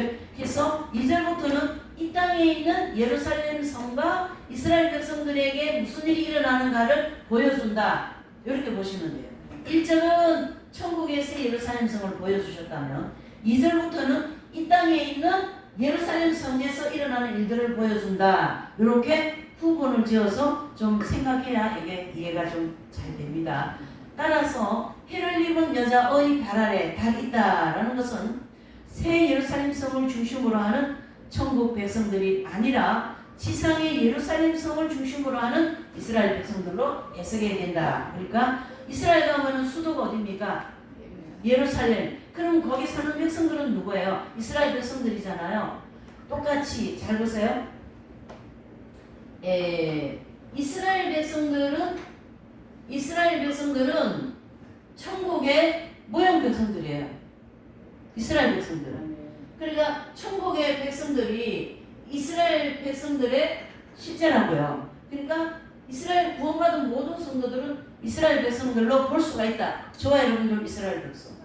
저기 이스라엘 사람들도 구원받은 이스라엘 백성. 이렇게 볼 수 있는 것으로 이제 새 예루살렘 성을 중심으로 하는 이스라엘 백성들로 해석해야 됩니다. 자, 여기 이제 보시면 해를 입은 여자에 대한 잘못된 견해가 있는데요. 이제 이단이나 이런 데서 이 12장 1절을 가져가 가지고 뭐 자기가 해를 입은 여자다, 또 해를 입은 여자를 지상의 교회를 상징한다, 뭐 가톨릭의 일부에서는 뭐 동정녀 마리아다 이렇게 얘기하고요. 어느 이단 종파에서는 요 교주를 내가 해를 입은 여자다 이렇게 한다라는 거예요. 계시록 12장 1절을 가져가 가지고 다 맞은 거예요, 틀린 거예요. 틀린 잘못된 해석을 이렇게 얘기해주고 있습니다. 2절을 이제 한번 요 원리를 토대로 해서 한번 읽어보시죠. 시작. 이 여자가 아이를 베어 해산하게 되매 아파서 애서 부르짖더라. 아멘. 그랬어요. 자, 이 여자는 까만 글씨 한번 읽어보실까요? 시작. 예루살렘 성과 이스라엘 백성들이 예수 그리스도를 태어나게 하기 위해서 해산의 고통을 당하게 하는 모습입니다. 그래서 이 여자는 예루살렘 성과 이스라엘 백성들이 예수 그리스도를 태어나게 하기 위해서 해산의 고통을 당하고 있어요. 고통받고 있다 이런 뜻인데 요 설명은 무슨 말이냐면 메시아 왕국 시대를 대망하는 이스라엘 백성들이 예수님께서 예루살렘 성에 입성하기 전까지 모습이에요. 그러니까 예수님 오실 그 초림 시대에 그 이스라엘 백성들은 어디에 속국으로 있었어요? 로마 제국의 속국으로 있었어요. 지금 시대 말고 옛날 예수님 당시 시대를 생각하셔야 돼요. 그러니까 로마 제국의 지배를 받으며 고생을 하고 있는 모습이 지금 굉장히 어떤 모습이에요? 막 애서 고통당하고 고난당하고 있는 모습이에요. 예, 이해되시죠? 예, 요 이해돼야 다음 3절이 또 재밌어요. 보세요. 예수님 오실 당시에 이스라엘 백성들이 어디에 속국으로 있었어요? 로마. 로마에 속국으로 있었잖아요. 우리 집사님. 그건 역사적인 거죠. 그러니까 막 속국으로 있으면서 얼마나 고통받아요. 로마에 그 네로 황제가 이런 데를 통해서. 자, 그러면 그 고통은 이 고통 때문에 이스라엘 백성들은 언제나 우리 예언자들이 예언한 그 메시아가 올까 하고 기다리고 있었어요. 그 예수님을 탄생시키기 위해서 엄청나게 로마 제국의 속국을 있으면 고통을 받습니다. 누가요? 예루살렘 성과 이스라엘 백성들이. 할렐루야. 이절은 그렇게 정리하셔야 돼요. 그 다음에 이제 그래서 마귀가 로마 제국을 통하여 메시아를 대망하고 있던 이스라엘 백성들을 탄압하고 있습니다. 그리고 3절을 볼게요. 하늘에도 다른 이적이 보이니 보라 하는 큰 붉은 용이 있어 머리가 7개 뿔이 열이라 그 여러 머리에 7 면류관이 있는데 그랬어요. 요 3절과 4절은 마귀 마귀는 7머리 10뿔 달린 붉은 용이에요. 그래서 마귀가 이스라엘 백성들을 통하여 예수님이 나타나기만 하면 해치려고 이렇게 하고 있는 영적인 모습이에요. 이것은. 그리고 이 붉은 용은 마귀로 전쟁의 배후에서 역사하는, 유대인들 배후에는 마귀가 엄청나게 역사를 해서 로마를 통하여 고통을 많이 줬는데 우리 민족이 어디에 속국을 있었어요? 일본에 있었잖아요. 그걸 생각하면 되는 거예요. 그러니까 우리 민족이 일본에 속국을 있으면서 왜 민족성도 다 박탈당하고 한 것처럼 유대인들이 로마에게 그래 당했다고요. 그 당대에. 그래서 그 배후에는 누가 있어요? 붉은 용이라고 하는 악한 용들이 역사를 했다. 이렇게 볼 수가 있습니다. 자, 거기 보시면 좀 중요한 사항이 이렇게 있는데 그것은 7머리에 대한 견해예요. 그래서 계시록 17장 9절 10절에 보면 7왕 즉 7나라를 상징하고 5은 망하고 하나는 있고 다른 하나는 아직 이르지 않았다라는 건데 여기 정리되어 있어요. 자, 5은 망했다. 나라는 빨간 것인 거 보세요. 시작. 아수르, 애굽, 바벨론, 메데, 파사, 헬라 제국은 그 옛날에 다 망했잖아요. 그쵸? 하나는 있고는 예수님 당시에 어느 나라는 있어요? 로마. 그러면 아직 나타나지 않은 나라는 어느 나라입니까? 재생 로마인데 앞으로 열 나라로 뭉쳐가지고 재생 로마로 탄생할 앞으로 10나라가 나올 겁니다. 그 길을 가르치게 하는데 유럽 공동체로 탄생하게 될 겁니다. 앞으로 이제 이렇게 해서 요 이제 7왕 7나라를 이제 말씀하고 있다. 계시록 17장 9절 10절에 자, 거기 보시면 이 10뿔에 대한 견해를 조금 살펴보시면요. 계시록 17장 12절에 보면 10뿔은 재생로마 제국이 10나라가 통합되어진 연방국입니다. 그런데 현재 유럽으로 EU에 가입한 나라가 약 한 27개국 되어 있는데요. 이 재생로마 제국이 생길 때에는 10나라만 남게 됩니다. 여기 이제 지도가 나와 있는데요. 여기 이제 보시면 약 27개국 여기 되어 있잖아요. 오스트리아, 벨기에, 영국, 체코 뭐 이런 나라들은 EU 회원국이에요. 유럽 공동체 회원국이고 그 다음에 이제 가입 후보국이 있어요. 후보국 아직 가입은 안 됐지만 뭐 터키, 마케도니아, 크로아티아 이런 나라이고 예비 후보국이 있어요. 이렇게 해서 요 전체 지도가 유럽 공동체인데 옛날 로마 영토의 땅이 1400년경에 로마가 망하고 난 다음에 나라가 이렇게 엄청나게 많이 조각조각 났잖아요. 근데 예수님이 오실 직전에 이 흩어져 있는 나라들이 10개로 딱 뭉친다는 거예요. 거기서 10나라 통합이 된다 이런 뜻이고요. 그게 유럽 공동체로 탄생할 것이다 그런 뜻이거든요. 예. 그래서 이제 10뿔에 대한 것은 10나라가 뭉쳐진 한 지도자가 앞으로 나온다. 그런 것을 좀 지나면서 보면 됩니다. 4절입니다. 그 꼬리가 하늘별 3분의 1을 끌어다가 시작 땅에 던지려더라. 용이 해산하려는 여자 앞에서 그가 해산하면 그 아이를 삼키고자 하더니 그랬어요. 자, 마귀가 영계의 악령들 3분의 1 정도를 땅으로 끌어내려 버렸어요. 그래서 주전 63년, 주전이면은 신약시대로 가르치게 하죠. 그래서 주전 63년 로마 제국의 교회에서 역사해가지고 이스라엘 백성들을 정복하고 지배한 것을 말씀하고 있어요. 그래서 막 로마 제국을 통하여 이스라엘을 얼마나 괴롭힙니까? 우리 어머니 때는 일본 그 소국 그럴 때 살으셨거든요. 일제시대. 그러니까 막 일본인들이 너무 많이 괴롭혔어요. 그와 같이 이스라엘 백성들도 로마인들에게 엄청 고통받지 않습니까? 그렇죠? 그러한 내용인데 그 배후에는 붉은 용이라고 하는 악한 영들이 역사한 것을 이제 말씀하고 있고, 해산하면 그 아이를 삼키고자 한다는 것은 로마 제국이 이스라엘 백성을 지배할 때 용은 예수님을 삼키려 하는 목적을 보여준다. 자 보세요. 여기 아주 얼마나 심오막측한 진리가 이 안에 들어있는 줄 모릅니다.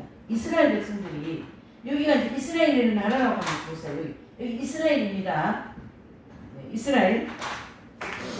뭘 얘기하려고 하냐면요, 여기 이스라엘인데 로마의 이제 고통을 받고 있는 이 상황에서 이제 이스라엘 백성들에게 누가 태어납니까? 예수님이 탄생하지 않습니까? 그러면 로마 배후에서 역사하고 있는 이 마귀는 이스라엘을 통하여 예수님이 탄생하면 예수님을 죽이려고 하는 그 목적을 가지고 있다는 거예요. 이해되시죠? 그러니까 예수님은 결국 이 마귀의 농약에 의해서 유대인들이 제사장들 그런데 그 자기들이 그런 명예라든가 이런 걸 다 유지하기 위해서 예수님을 시게 해가지고 십자가에 못 박잖아요. 결국 교회에서 이 일을 한다는 얘기죠. 그래서 이스라엘이 로마의 소국으로 고통받고 있을 때 마귀의 목적은 예수님이 탄생하면은 예수님 죽이려. 예, 그러한 영적인 원리가 이 4절에 들어있다. 이렇게 보시면 됩니다. 할렐루야. 예, 그 다음 이제 하늘의 별 3분의 1을 끌어다가는 이 별은 계시록 1장 20절에 보면은 7별은 목회자들을 가르치게 하고 6장 13, 8절, 12절은 하늘의 별, 자연계의 별을 얘기하고 9장 1절에는 하늘에서 땅으로 떨어지는 사단을 상징하는데 이 사단은 바로 지금 이 사단은 목적이 있어요. 이 용의 목적은 예수님을 삼키려고, 예수님 어떻게 해요? 죽이려고. 우리 패션 오브 크리스트 보면은 그 예수님 처음에 잡혀가고 이럴 때 마귀가 이렇게 하들 아닙니까? 그 영화 보면 첫 장면 나옵니다. 그와 같이 예수님이 십자가에 못 박혀 죽이는 게 마귀의 목적이다. 할렐루야? 이렇게 해서 이 과정을 통하여 하나님의 목적이 또 있어요. 그렇죠? 그래서 하나님의 목적은 예수님께서 십자가에 죽으심으로 구세주가 되게 하신다라는 거예요. 그래서 죄악 세상은 예수님이 십자가에 죽으심으로써 이 죄악 세상에게 뭘 줍니까? 구원을 주시고, 마귀는 자기의 뜻을 달성하고 이렇게 돼 있어요. 지금. 그러니까 참 묘하지 않습니까? 이 4절의 말씀 하면서 거기에 쓰임받는 나라가 로마 제국의 통치자다라는 거예요. 그래서 로마 제국의 통치자는 이스라엘 백성들을 정복하고자 한다. 자, 용의 목적, 하나님의 목적, 로마 제국의 통치자의 목적이 다 다르죠. 로마 제국의 통치자는 이스라엘을 소국으로 막 잡으려고 하고 그 목적. 하나님의 목적은 예수님이 십자가의 죽음으로 구세주가 되게 하시려는 목적. 그 다음에 용의 목적은 예수님을 십자가에 죽이려는 목적. 이렇게 가지고 있다라는 4절의 정리를 해볼 수가 있습니다.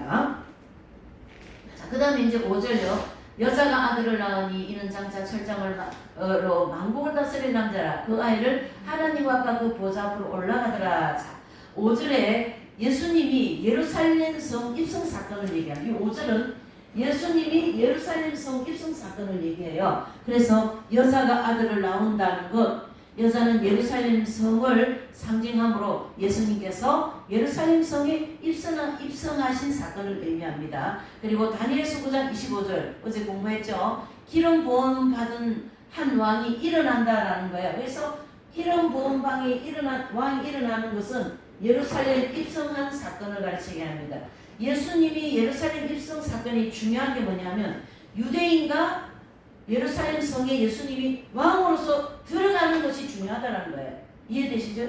다른 데는 예수님이 십자가 못 받고 침 뱉고 예수님을 구원자로 인정하지 않았는데 요 예루살렘 입성 사건만이 예수님을 우리의 메시아, 우리의 구세주다라고 외쳤다라는 거예요. 그리고 5일 있다가 예수님이 십자가에 돌아가시잖아요. 그러니까 여기서도 예수님의 이 5절 말씀도 여자 아들을 낳는다. 장차 이 아들은 예수님이시거든요. 장차 철장으로 만국을 다스릴 누구예요?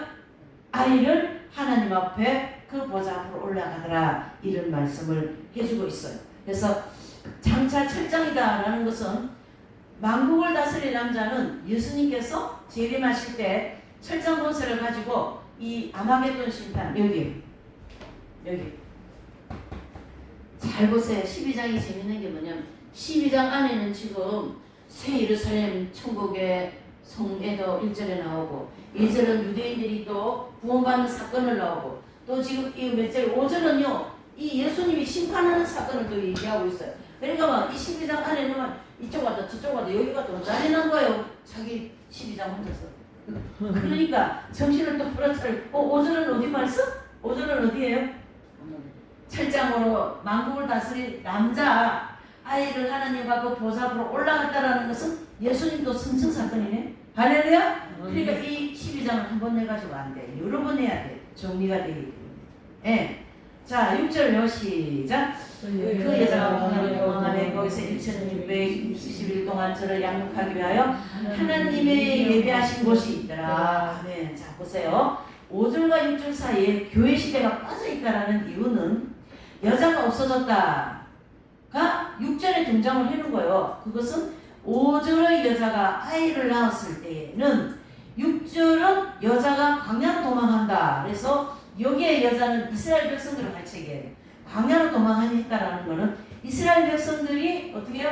중심으로 한 계시이기 때문에 이방인이 빠져 있는 거예요. 그래서 교회 시대가 빠져 있는 거라는 것이죠. 예. 그래서 요 6절 해설을 보면 까만 것이 한번 읽어보세요. 해설을 시작. 이 말씀은 이스라엘 백성들이 교회 시대 동안 머리를 받다가 대언하기 시작할 때 이스라엘 말하겠던 죄를 대면서 출애굽 즉 구원을 받고 광야로 나가는 것을 상징한다. 무슨 말씀이에요? 교회 시대 동안 버림받았다가 여기 보세요. 이것도 도표로 정리하면 금방 돼요. 자, 교회 시대 동안 이스라엘 백성은 구원이 없습니다. 이제 휴거 지나고 대환란 들어오니까 두 주민을 통해 이스라엘 백성들이 복음을 믿고 구원을 받았습니다. 구원을 받았으니까 이제 이건 열매 되기 위하여 광야로 도망한다라는 걸 이 6절에 얘기해주고 있어요. 이스라엘 백성들이 전그리스도에게 엄청나게 고통을 받게 될 겁니다. 할렐루야. 그것을 광야로 나가는 것으로 말씀하고 있다. 이렇게 정리를 할 수가 있습니다. 그래서 6절에 그 여자가 광야로 도망하며 거기는 1260일 동안 저를 양육하기 위하여 하나님을 예비하신 곳이 있다. 그것이 바로 후 3년 반 동안. 자 보세요. 이스라엘 백성들 중심으로 봐야 됩니다. 이스라엘 백성들이 전 3년 반 동안에는 복음을 두고 엄청 충만하게 살아가요. 먹을 것도 많아요. 근데 후 3년 반 때는 요 짐승이라고 하는 적그리스도에게 엄청 고통받는 것을 연단받는 즉 광야로 나간다. 이렇게 볼 수가 있는 것입니다. 정리되시죠? 그래서 출애굽한 후 양육받을 수 있는 광야가 있다는 것을 다니엘서 12장 1절에 말씀해주고 있습니다. 자 이렇게 해서 6절까지의 정리가 되었고 7절에서 12절은요. 미가엘과 용의 싸움이에요. 뭐가 싸움이요? 미카엘과 용의 싸움인데 이 싸움은 우리가 답을 가지고 들어가면 되게 쉬워요. 뭐가 싸움이라고요? 미카엘과 용은 이 미카엘도 미카엘 천사장이잖아요. 용도 뭐예요? 악령이잖아요. 다 어디서 활동하는 용물, 영계에서 활동하는 용물들이에요. 자, 그래서 7절을 한번 보시죠. 8절 시작. 하늘에 전쟁이 있으니 미카엘 그의 천사들이 용의 톱으로 싸울세. 용과 그의 사자들도 싸우라. 이기지 못하여 다시 하늘에서 저에게 있을 곳을 얻지 못한지라. 아멘. 그랬어요. 자, 주님께서 공중에 강림하시기 직전에 영계에서 일어나는 사건이에요. 그래서 하늘은 미카엘 천사에게 용이 패배하고 땅으로 쫓겨난 직후 예수님께서 공중 강림하는데 지금 이 공중곳에 잡고 있는 누가 잡고 있어요? 악령들이 잡고 있잖아요. 그러니까 공중이 되게 더러워요. 그렇기 때문에 미카엘 천사를 통해 그 공중을 싹 청소를 해야 돼요. 그래서 이 땅을 다 쫓아내버려. 누구를요? 악령들을 그러면 공중을 깨끗하게 연기해서 일어나는 일이기 때문에 뭐 물건이니까 여기 옮기고 그런 게 아닙니다. 그냥 이해만 하면 돼요. 아 그렇게. 그래서 연결을 깨끗하게 청소해놓고 예수님이 거기에 이제 공중에 강림하는 사건을 준비하는 거예요. 공중 강림 사건 준비다. 이렇게 보시면 됩니다. 9절입니다. 시작. 큰 영이 내어 쫓기니 옛뱀 곧 마귀라고도 하고 사단이라고 하는 온 천하를 빼는 자라. 땅에서 내어 쫓기니 그의 사자들도 저와 함께 내어 쫓기니라. 아멘. 그랬어요. 자, 큰 용이 뭘까요? 붉은 용 마왕은 옛뱀 마귀의 형성으로 하와를 유혹했던 그 마귀를 이끌고 창세기 3장에 나오는 그 옛뱀 그 마귀를 가르쳐 얘기한다라는 거죠.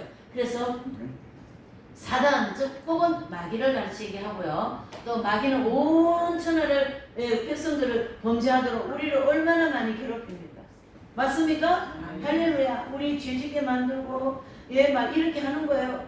그런 것을 제가 여기다 여기 색깔을 똥색으로 해버렸어요. 왜 똥색으로 했을까? 이 세상은 뭐다고? 사도 바울이 얘기했잖아요. 배설물이다. 그렇게 마귀는 온 천하 백성들을 범죄하도록 하도록 유혹하고 해서 땅으로 쫓겨가 버렸어.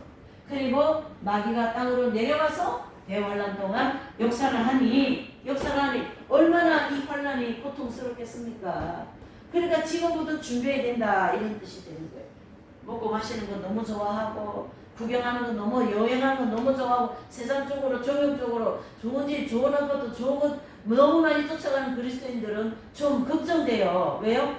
그게 삶의 길이 났거든요. 그 때문에 이 열악한 환경 오기 싫어해요. 이해되시죠?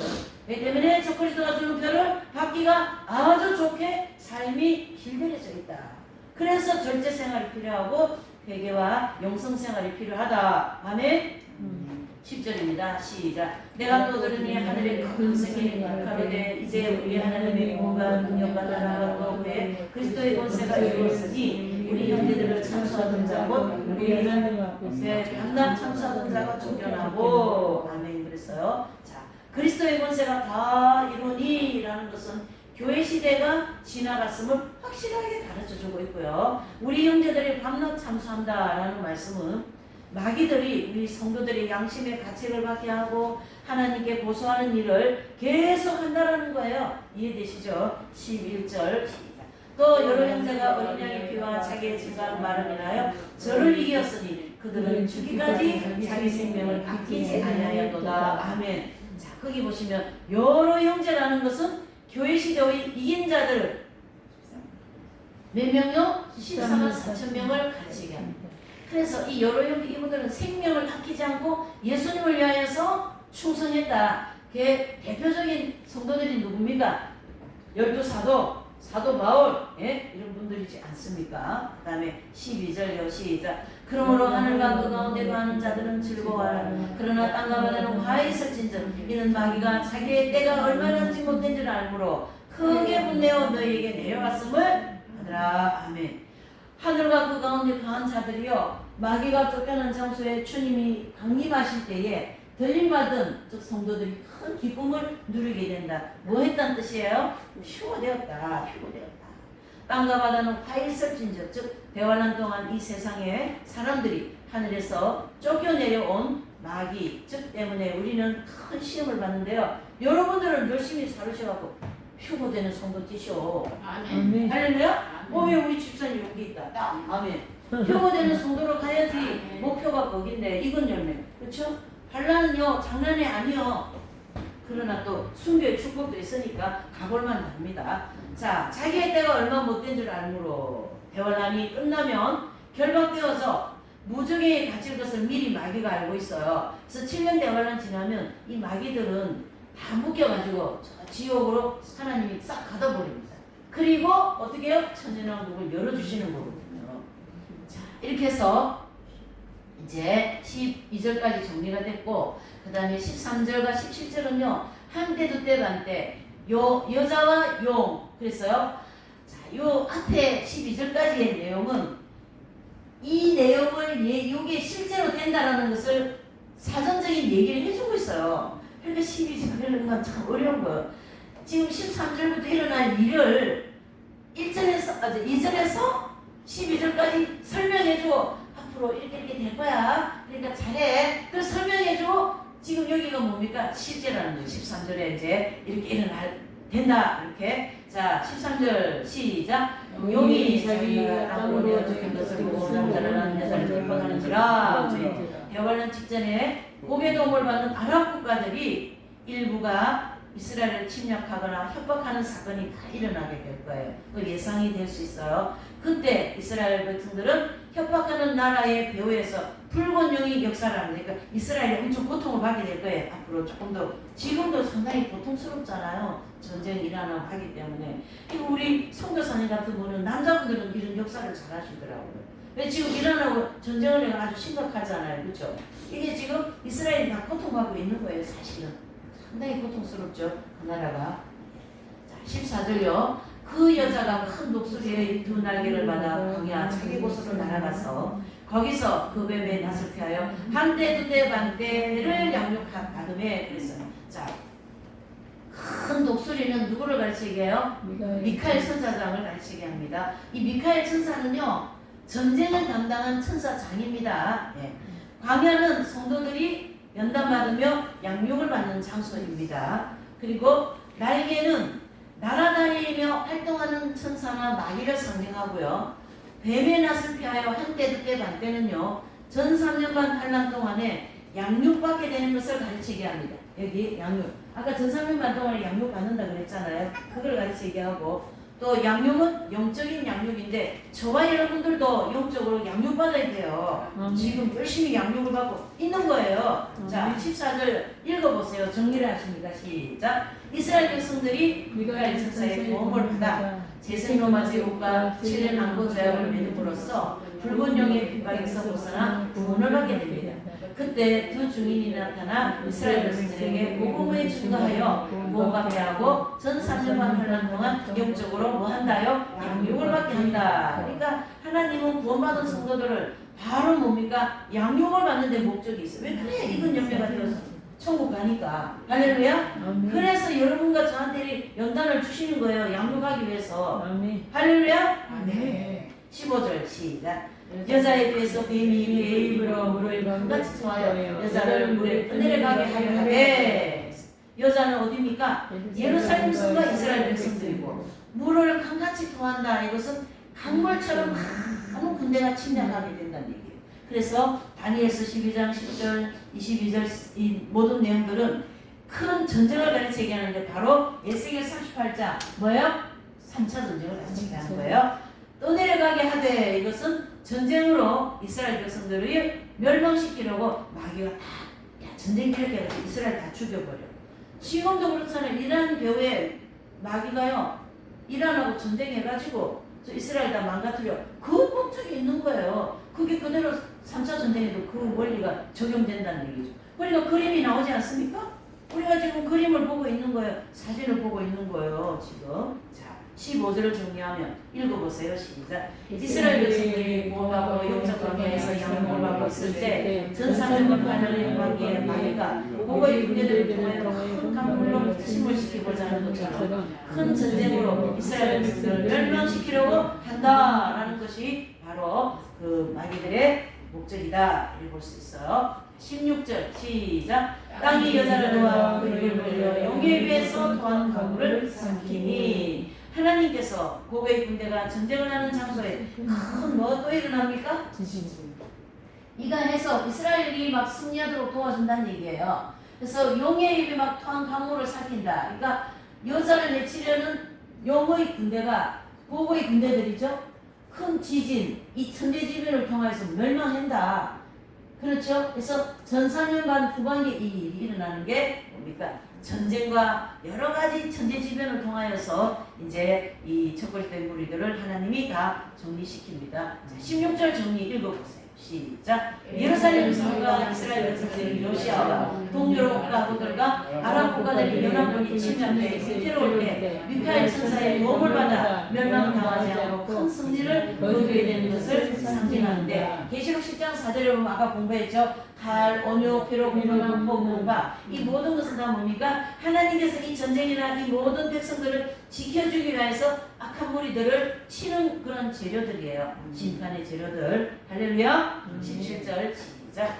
용이 여자에게 분노하여 돌아가서 그 여자의 남은 자손 곧 하나님의 계명을 지키며 예수님의 증거를 가진 자들로 더불어 싸우려고 바다 모래 위에 섰더라. 아멘. 용이 여자에 대해서 막 분노하는 것은요, 마귀가 이스라엘 백성들을 멸망시키려는 그런 계획이 뭐 되었어요? 성공했어요? 실패해버렸어요. 그래서 여자의 남은 자손, 즉 3차 세계대전을 때 살아남은 이스라엘 백성들을 상징합니다. 17절요. 용이 여자에게 분노하여 돌아가서 그 여자의 남은 자손 곧 하나님의 계명을 지키며 예수님의 증거를 가진 자들로 더불어 싸우려고 바다 모래 위에 섰더라라는 거예요. 그래서 하나님의 계명을 지키는 이스라엘 백성들과 저와 여러분 모두에게 예수님의 증거를 가진 자들이죠. 그래서 구약만 믿는 이스라엘 백성들이 대환란이 시작되면서 기독교 신앙으로 개조되었고 저와 여러분도 함께 포함이 됩니다. 그래서 복음으로 하나 되어진 모든 사람들, 이렇게 볼 수가 있습니다. 17절.